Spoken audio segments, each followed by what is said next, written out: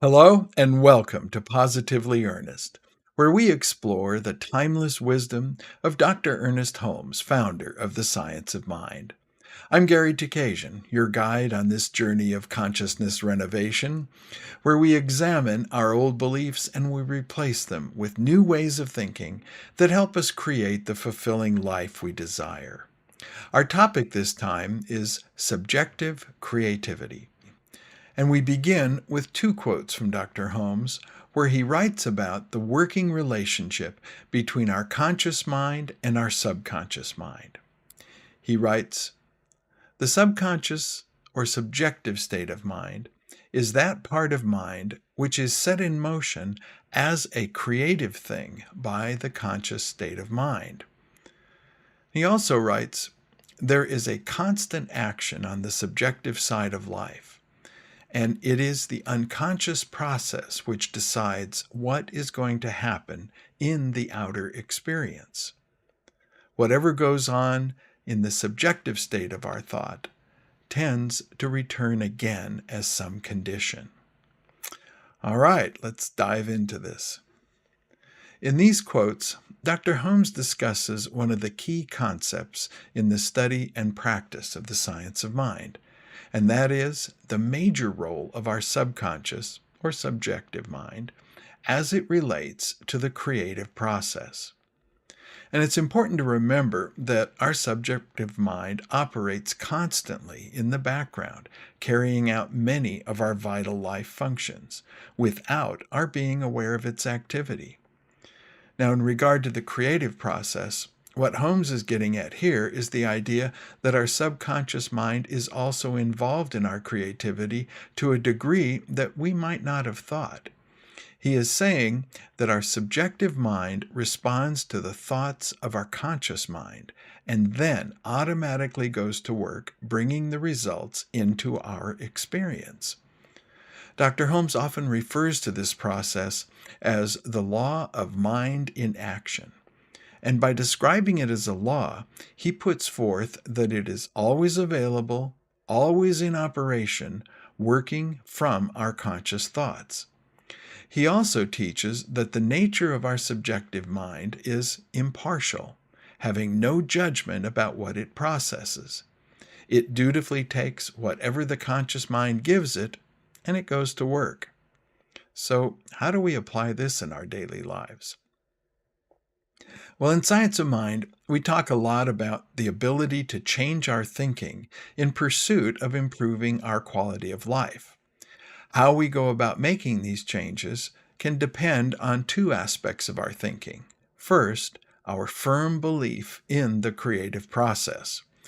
Dr. Holmes sums it up this way: "The only question is whether or not we believe in a power greater than we are that we can use, and whether or not we actually believe that this power is ready, willing, and able to respond to us." We see these ideas of belief and faith over and over again in Holmes' teachings. The second aspect is the quality of the conscious directives that we give to our subjective mind. It's kind of like the old computer adage, garbage in, garbage out, though I like to think of it more as quality in and quality out. But you get the idea.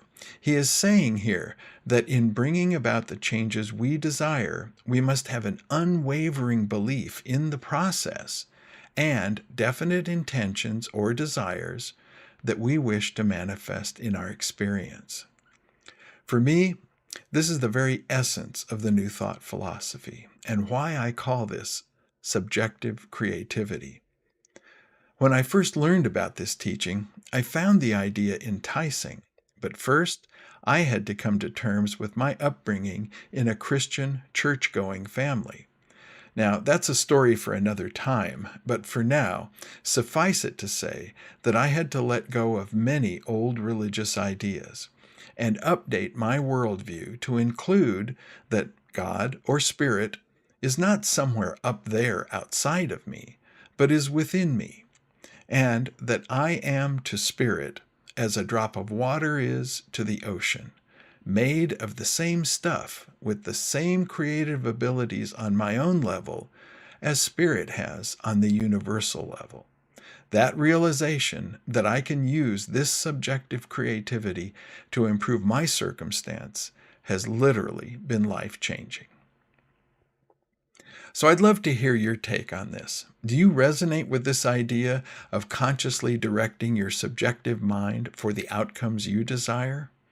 Leave your thoughts with us below. Your insights may be helpful to others on their path of spiritual discovery.